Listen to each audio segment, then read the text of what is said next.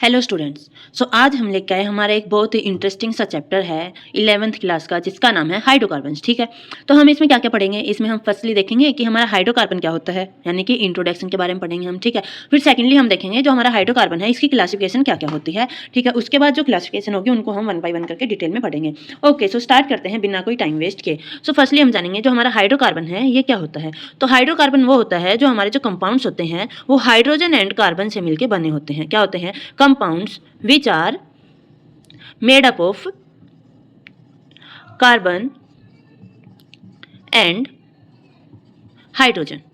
ठीक है, वो कंपाउंड्स जो कार्बन एंड हाइड्रोजन से मिलके जो बनते हैं उनको हम कहते हैं हाइड्रोकार्बन्स। ठीक है, अब हम देखेंगे इसकी क्लासिफिकेशन से पहले हम देखेंगे सोर्सेज कि हमें जो हमारा ये जो हाइड्रोकार्बन है ये कहाँ से ऑब्टेन होता है। क्या देखेंगे? सोर्सेज। ठीक है, हाइड्रोकार्बन के तो हमें हमारा हाइड्रोकार्बन मेनली कहाँ कहाँ से ऑब्टेन होता है। जैसे कि आपकी जो नेचुरल गैस हो जाती है, ठीक है, उससे हमें हमारा हाइड्रोकार्बन ऑब्टेन होता है। या फिर कह लो कि आपके जो क्या कोल जो होते हैं, कोयले, उनसे भी हमें हमारा हाइड्रोकार्बन मिलता है। या फिर जो आपका ये होता है पेट्रोलियम। ठीक है, इन सब चीज़ों से हमें हमारा हाइड्रोकार्बन ऑब्टेन होता है। तो ये हमने देख लिया हाइड्रोकार्बन का इंट्रोडक्शन। ठीक है, अब हम क्या पढ़ेंगे? क्लासिफिकेशन ऑफ हाइड्रोकार्बन्स, कि हमारा जो हाइड्रोकार्बन है वो कितनी वेज में क्लासीफाई हुआ। ठीक है, तो स्टार्ट करते हैं। Classification of hydrocarbon. मैं यहाँ पे हाइड्रोकार्बन को HC से डिनोट कर रही हूँ, आप समझ जाना, क्योंकि मेरे पास ना जगह थोड़ी कम है। ओके, ये हमारा जो है हाइड्रोकार्बन 4 वेज में क्लासीफाई हुआ। ठीक है, फर्स्टली क्या है? सैचुरेटेड हाइड्रोकार्बन्स, जो कि आपने आपकी 10th क्लास में बहुत ही अच्छे से पढ़ा था। ठीक है, सैचुरेटेड हाइड्रोकार्बन्स। सेकेंड हमारा आ जाता है अनसैचुरेटेड हाइड्रोकार्बन्स, एंड थर्ड हमारा आता है aromatic hydrocarbons, and last is alicyclic compounds जो होते हैं हाइड्रोकार्बन्स वो। ठीक है, अब हम इनको 1 बाय 1 करके पढ़ेंगे चारों को। ठीक है, वैसे तो आपने ये 10th में बहुत अच्छे से पढ़ रखा है, लेकिन यहाँ पे भी एक बार आपको बता देते हैं।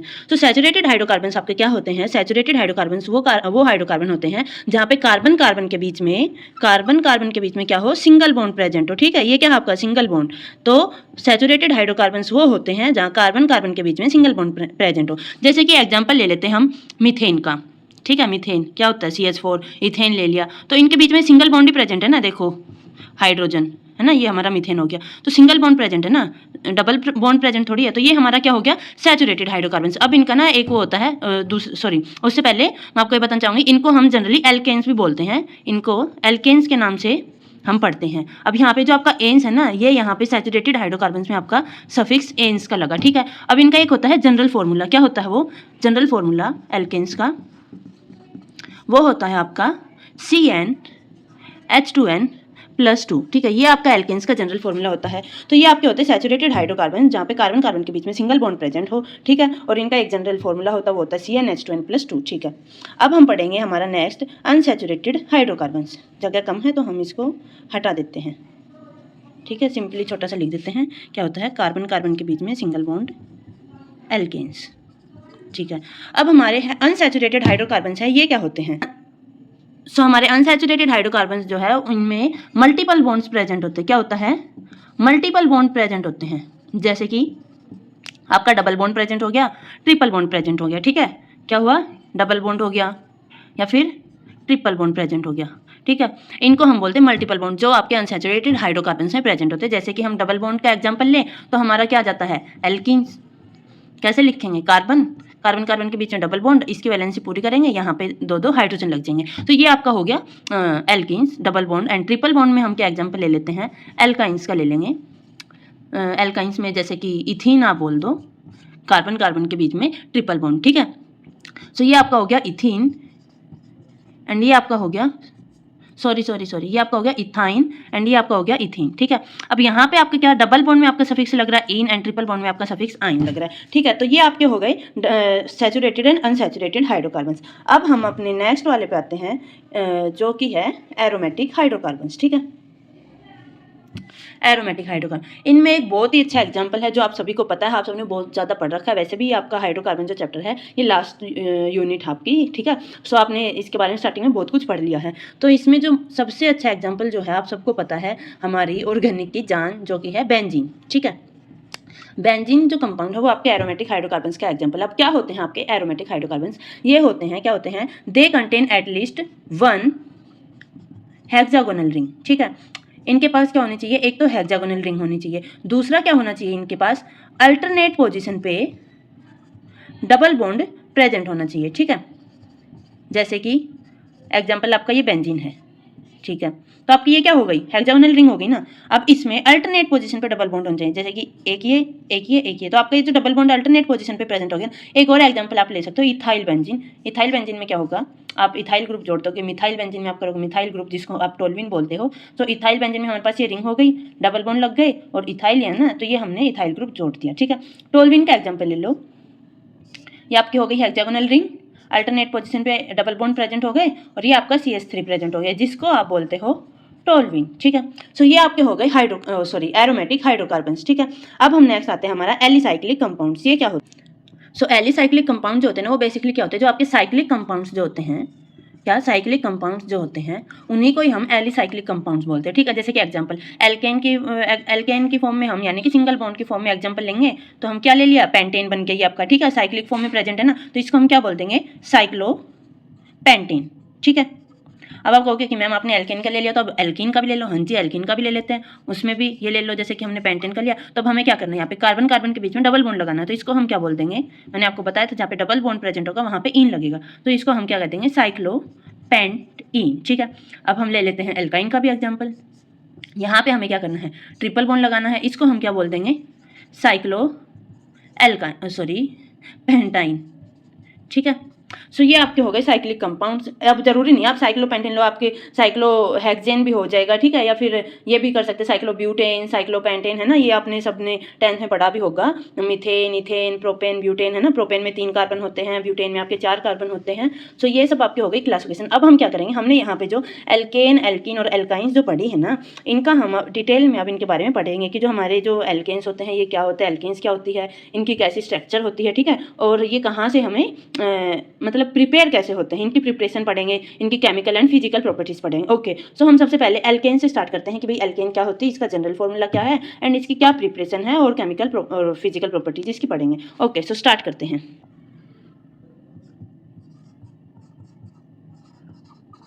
एल्केन्स, ठीक है। क्या होता है? जैसे कि ये हमारा हो गया प्रोपेन।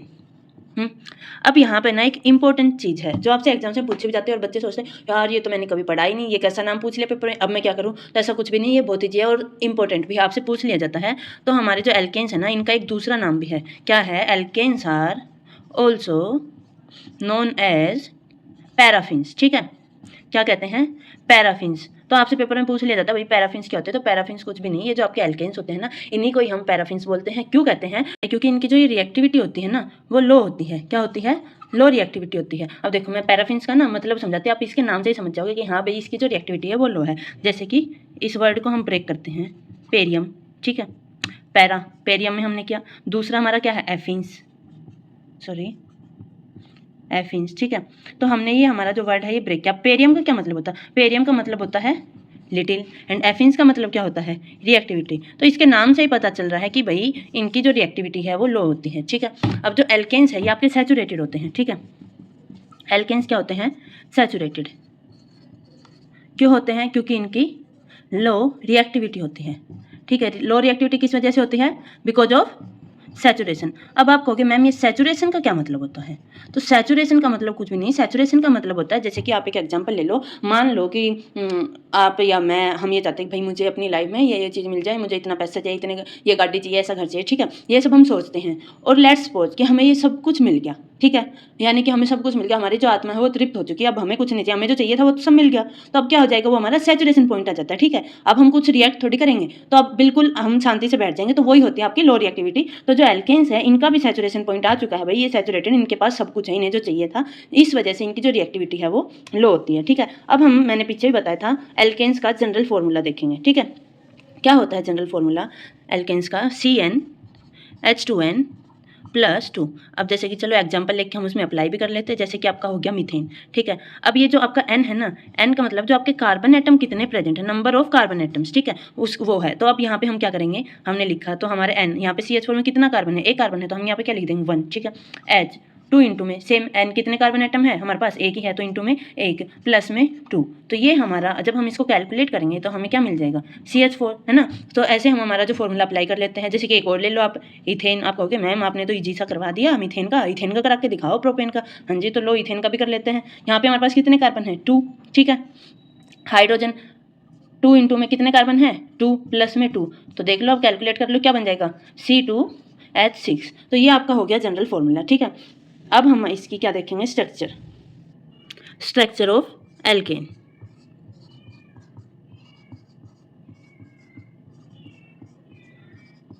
ठीक है, अब कैसी स्ट्रक्चर होती है देखो।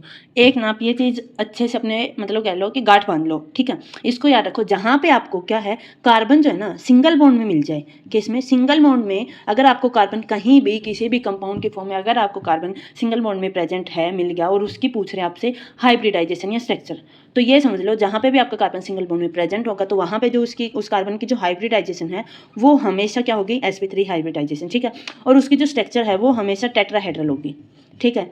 ये चीज़ आप अच्छे से याद कर लो, कहीं पे भी कैसा भी कोई भी वो हो, किसी में भी आपसे पूछ ले कि भाई कार्बन की आप ये बताओ हाइब्रिडाइजेशन क्या होती है एंड स्ट्रक्चर क्या होती है, तो आप सबसे पहले एक चीज़ देखना, अगर वो कार्बन सिंगल बॉन्ड में प्रेजेंट है तो उस कार्बन की वो जो स्ट्रक्चर है वो टेट्राहेड्रल होगी, हमेशा होगी, और जो उसकी हाइब्रिडाइजेशन है वो sp3 होगी, ठीक है। अब हम देख लेते हैं हमारे एल्केन की स्ट्रक्चर। तो चलो हम इसका मीथेन का ही एग्जाम्पल लेते हैं, CH4 का, ठीक है। तो अब कैसे होगी आपकी स्ट्रक्चर, कैसे बनेगी, सॉरी, कार्बन, एक हाइड्रोजन, ये आपके वेज पोजीशन पे हाइड्रोजन, पता होगा ना क्या होती है वेज पोजीशन, डैश पोजीशन, अब तो आप पूरी 11th पढ़ के आ चुके हो। ये आपके डैश पोजीशन पे और एक हाइड्रोजन, ये आपके हो गए 4 हाइड्रोजन, ठीक है। तो ये होती है आपकी उसकी एल्केन की स्ट्रक्चर। अब वेज पोजीशन और डैश पोजीशन का मतलब क्या होता है, आपकी जो ये डैश पोजीशन है इसका मतलब होता है कि आपसे दूर, ठीक है, अवे फ्रॉम यू, क्या होता है, अवे फ्रॉम यू, यानी कि पीछे की साइड, ठीक है।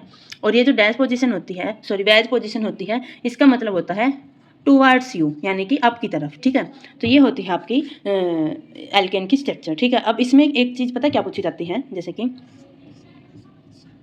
इनके बीच में जो आपका बॉन्ड होता है ना, ये पूछा जाता है और इंपॉर्टेंट होता है, आपके एग्जाम्स में आता है, नीट के पेपर में भी आता है, ठीक है। तो इसका जो ये बॉन्ड एंगल होता है ये कितना होता है, ये पूछा जाता है। तो इसका जो बॉन्ड एंगल है ना वो होता है आपका 109 डिग्री 28 मिनट, ठीक है। ये इंपॉर्टेंट है, इसको ना अपनी कॉपी में स्टार मार्क कर लो, याद कर लेना, ये आपसे पूछा जाता है, ठीक है। और इसकी जो अब हाइब्रिडाइजेशन है, इसकी हाइब्रिडाइजेशन है वो sp3 होती है, ठीक है। चलो उससे ही हम समझा देते हैं, इनकी जो क्या है हाइब्रिडाइज फॉर्म में लेके, ठीक है, कि कैसे हुई। ये आपका कार्बन है, ये आपका p ऑर्बिटल, पता ही होगा ना p ऑर्बिटल, है ना। और ये जो है आपका ये हाइड्रोजन का s ऑर्बिटल है, ठीक है। तो आपके 4 हाइड्रोजन है, तो चारों p ऑर्बिटल पे आपका ये जो s ऑर्बिटल लग गया, तो ये आपकी क्या है, हाइड्रोजन s ऑर्बिटल, ठीक है। तो जो आपकी जो अब ये आपकी बन गई टेट्राहेड्रल स्ट्रक्चर, ठीक है। तो जो आपकी जो ये हाइब्रिडाइजेशन है वो क्या हो जाएगी, sp3, ठीक है। ये आपका s ऑर्बिटल है एंड ये आपका है p ऑर्बिटल। तो हमने एल्केन्स की स्ट्रक्चर भी पढ़ ली कि भाई उसकी हाइब्रिडाइजेशन है वो तो sp3 हाइब्रिडाइजेशन होती है, जो आपने केमिकल बॉन्डिंग में बहुत अच्छे से पढ़ा होगा, ठीक है ना। और नहीं पढ़ा तो भाई अपना पढ़ लो जाके, पेपर आ रहे पास में। और इसकी जो स्ट्रक्चर है वो टेट्राहेड्रल होती है, ठीक है। अब हम आते हैं हमारी प्रिपरेशन पे कि जो हमारे एल्केन्स है ये कैसे प्रिपेयर हुए, प्रिपरेशन ऑफ एल्केन्स, ठीक है।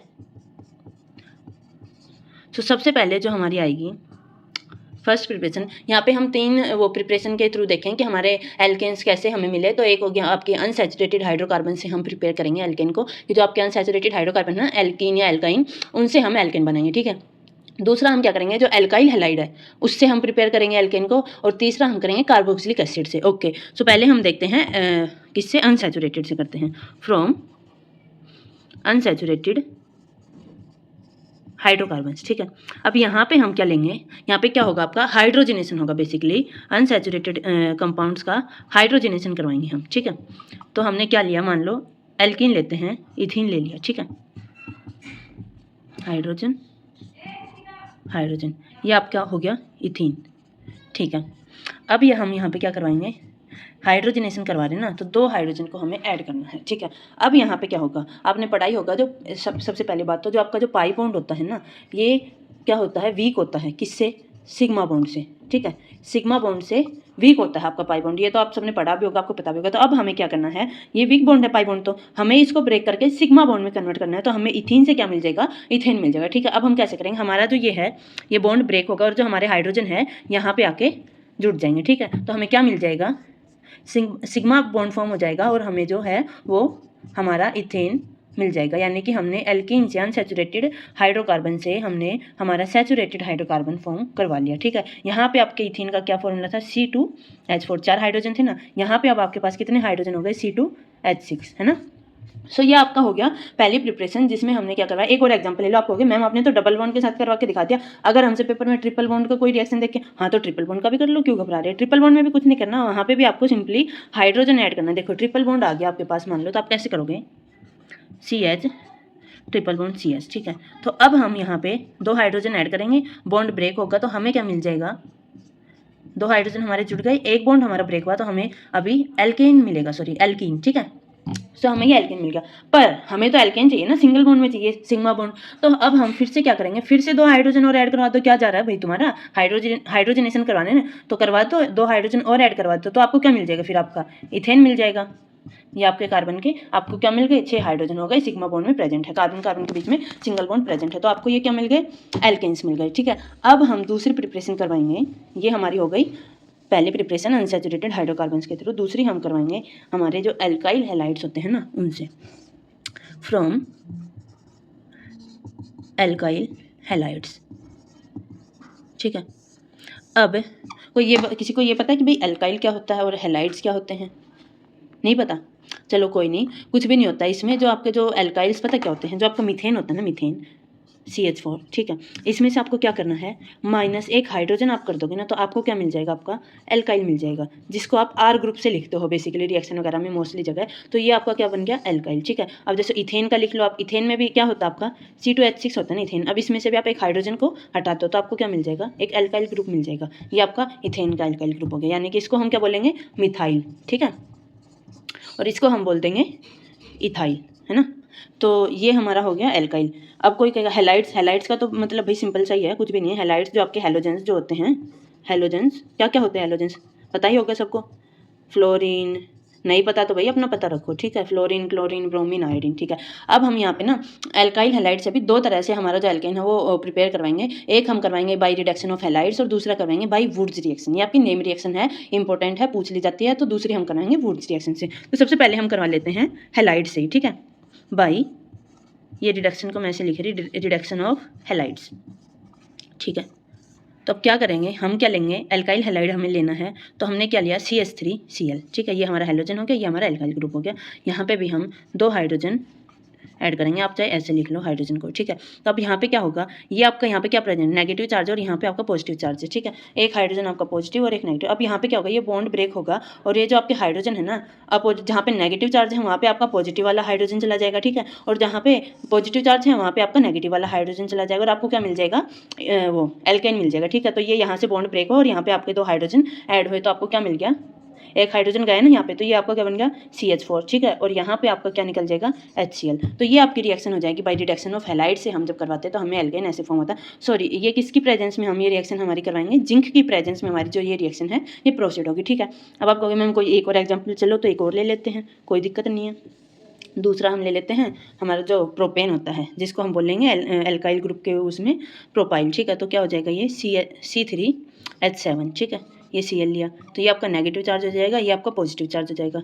यहाँ पे हमने 2 हाइड्रोजन लिए, एक पे पॉजिटिव है एक पे नेगेटिव चार्ज है, ठीक है। जिंक की प्रेजेंस में हम हमारी रिएक्शन कराएंगे, तो ये जो आपका बॉन्ड ब्रेक होगा तो आपका जो पॉजिटिव हाइड्रोजन है वो यहाँ पे नेगेटिव के पास आ जाएगा और जो नेगेटिव वाला है वो पॉजिटिव के पास आ जाएगा और आपको क्या मिल जाएगा, प्रोपेन, आपका एल्केन फॉर्म हो गया और ये हो गया HCl। तो ये थी आपकी एल्काइल हैलाइड से हम एल्केन को कैसे प्रिपेयर कर सकते हैं वो, ठीक है। अब हम देखेंगे जो वुड्स रिएक्शन है ना, उससे हम कैसे प्रिपेयर कर सकते हैं एल्केन्स को, किससे, सेकंड हमारी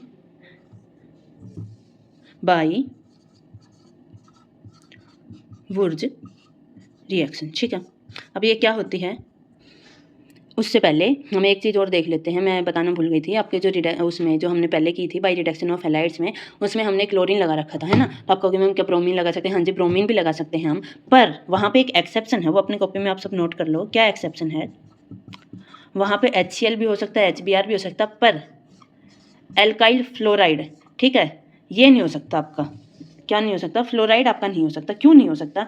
क्योंकि जो आपका ये जो एल्काइल फ्लोराइड जो है ये रिड्यूस नहीं होता, कैन नॉट बी रिड्यूस। जब ये रिड्यूस नहीं होगा तो एल्केन कैसे फॉर्म होंगे? टू फॉर्म एल्केन्स, ठीक है। क्यों नहीं होता रिड्यूस? उसका रीजन देखो,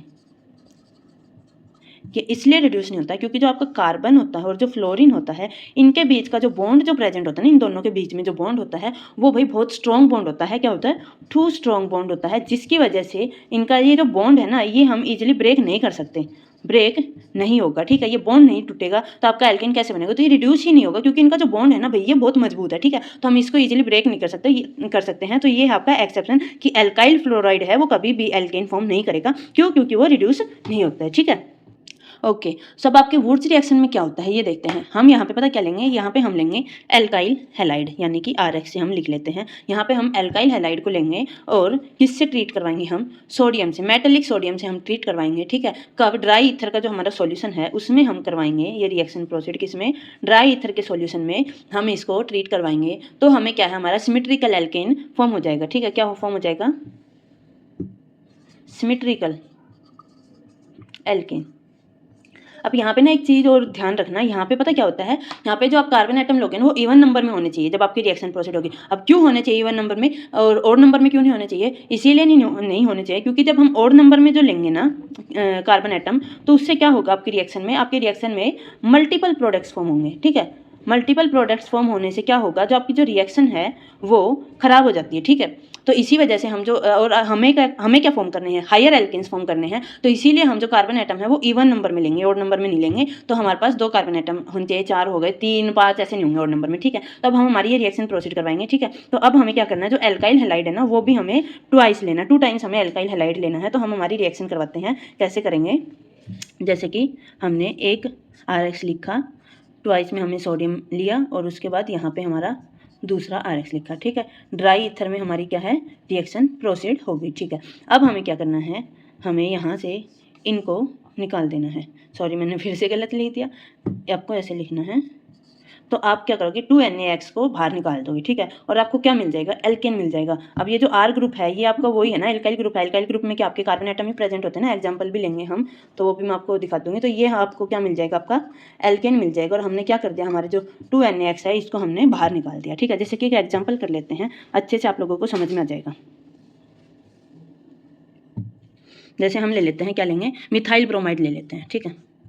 CH3Br क्या है? Methyl bromide. 2 टाइम्स लेना है।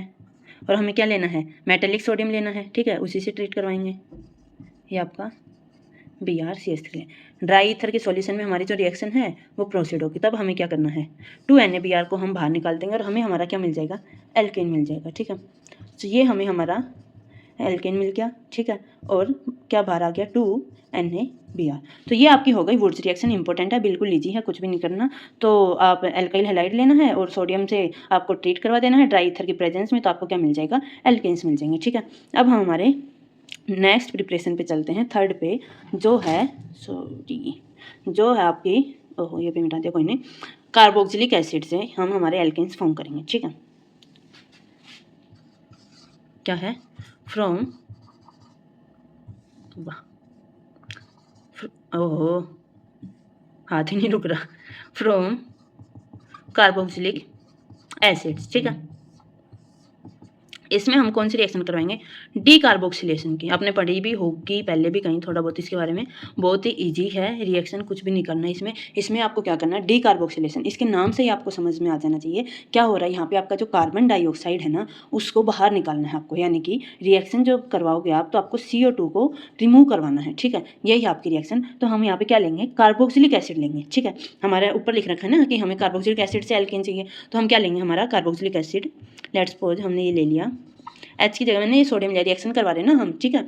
तो हमने ये ले लिया, आपके सोडियम सोल्ट ले लिया। इसको क्या कहते हैं? सोडियम सोल्ट ऑफ एसिड, ठीक है। हमने ये ले लिया। बेसिक मीडियम में हमारी रिएक्शन होगी, NaH के साथ हम ट्रीट करवाएंगे, हीट करेंगे, ठीक है। तो हमें क्या मिल जाएगा?